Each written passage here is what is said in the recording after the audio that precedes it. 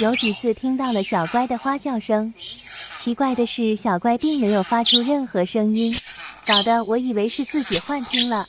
可没想到，并不是我幻听，而是小蓝学会了公鸟的花叫声，这就是我无意中拍到的。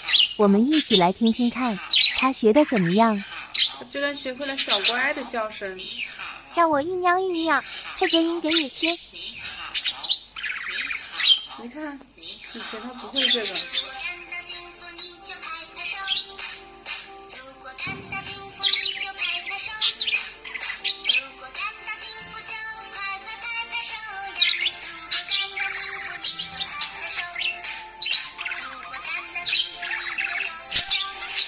主人，我配音配的怎么样？